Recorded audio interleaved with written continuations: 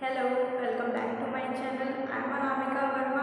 कैसे हैं आप सब लोग? आई होप आप सब लोग बहुत अच्छे होंगे। मैं भी ठीक हूँ। और आज मैं मेरे वीडियो बनाने का एक बहुत बड़ा पर्पस है। मैं आप लोगों से कुछ शेयर करना चाहती हूँ। आप लोगों ने सुना होगा झारखंड के एक छोटे से गांव में एक लड़की थी जिसका नाम अंकिता था, जिसको 4 दिन पहले एक लड़के शाहरुख ने जलाकर बहुत बुरी तरीके से घायल कर दिया था। उस लड़की की कल मौत हो गई है। उस लड़की ने कल खुद बयान दिया था कि हाँ, उसको शाहरुख नाम के लड़के ने जलाया था। जब वो सो रही थी तो खिड़की के पास से पेट्रोल छिड़क कर उसमें आग लगा दी थी।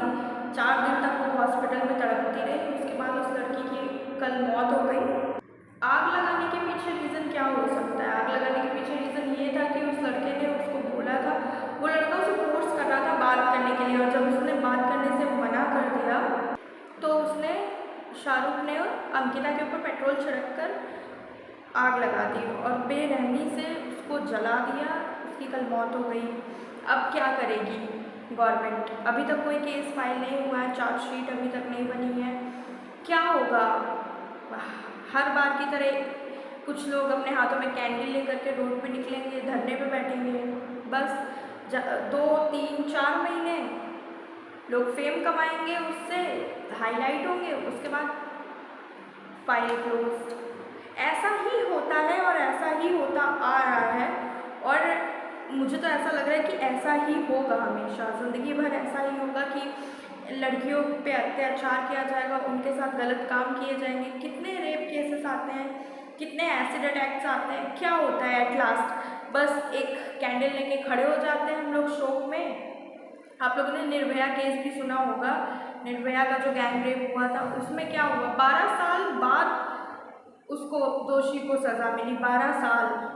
जब उसकी माँ ने पूरी कोशिश की, अपनी पूरी जान लगा दी उस केस में, तब जाकर के 12 साल बाद निर्भया को इंसाफ मिला था। ऐसा ही कुछ हुआ है अंकिता के साथ। झारखंड में रहने वाली जो अंकिता है, बताया जा रहा है कि वो 12th क्लास की स्टूडेंट थी और शाहरुख उसे रोज़ परेशान करता था, कॉल करता था, उसके पीछे पड़ा था। और जब उसने मना कर दिया तो उसने उसके ऊपर पेट्रोल छिड़क के आग लगा दी।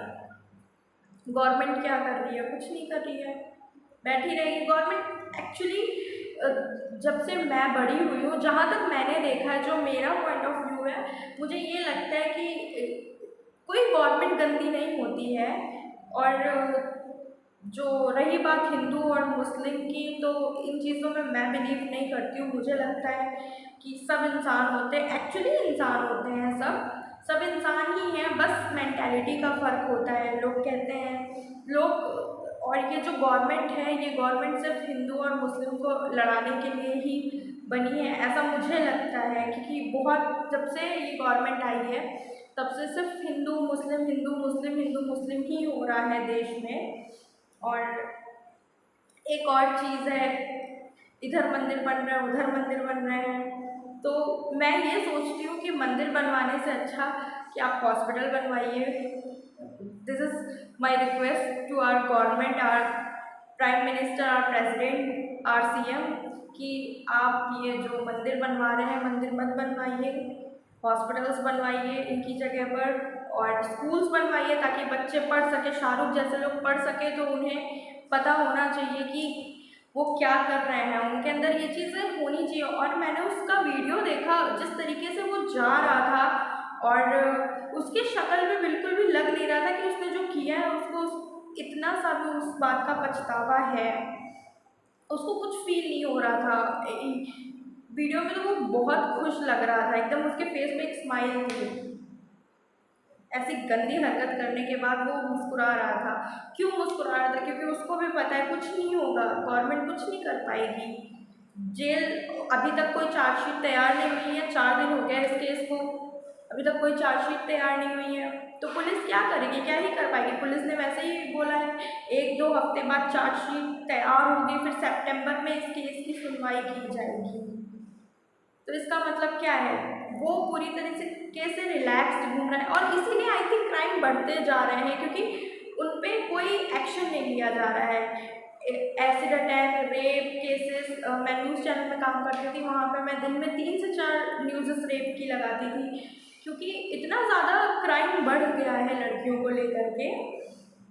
लेकिन पता है क्राइम इसलिए और ज़्यादा बढ़ रहा है क्योंकि गवर्नमेंट कुछ नहीं कर रही है। गवर्नमेंट अगर उनको ऑन द स्पॉट उनको फांसी की सज़ा सुना दे, उनको जेल कर दे, उनको कोई बड़ी सज़ा दे तो उन्हें लगेगा, वो क्राइम करने से पहले सोचेंगे। लेकिन ऐसा कुछ नहीं है, उन्हें भी पता है कि मैंने ये क्राइम किया है, कोई बात नहीं, मैं बेल करा लूँगा, मैं बच जाऊँगा, मैं पैसे दे दूँगा, मैं घूस दे करके बच जाऊँगा।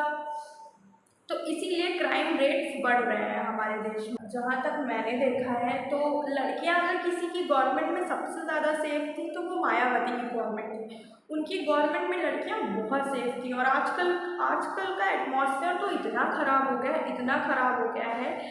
एक्चुअली क्राइम रेट्स नहीं बढ़ रहे हैं, उनको सज़ा नहीं मिल रही, इसलिए वो और क्राइम करते हैं। वो आपने बचपन में स्टोरी सुनी होगी ना कि एक बच्चा था स्कूल से पेन चोरी करके लाता था, उसकी मम्मी कुछ नहीं बोलती थी, तो फिर वो बड़ा होकर बड़ी बड़ी चोरियां करना लगा।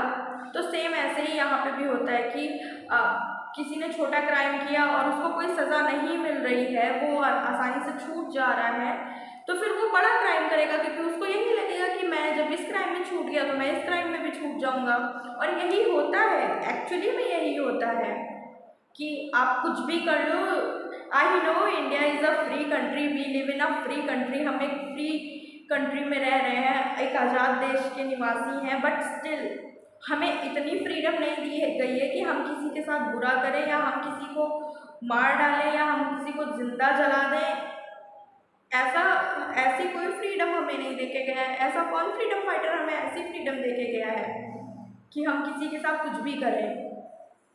ऐसा कुछ नहीं होता है। तो मेरा एक छोटा सा क्वेश्चन है, एक छोटा सा क्वेरी है, आप लोग इसका कमेंट सेक्शन में आंसर दीजिएगा कि सपोज इफ आप प्रेसिडेंट होते, आपके हाथ में पावर होती कि ये जो रेप केसेस हो रहे हैं और एसिड अटैक्स हो रहे हैं और जो भी क्राइम्स हो रहे हैं, अगर उनकी अथॉरिटी आपको दी जाती कि आप उन क्रिमिनल्स को सज़ा दें, तो आप कैसे हैंडल करते, कैसे मैनेज करते? आप अपना आंसर कमेंट सेक्शन में दीजिएगा।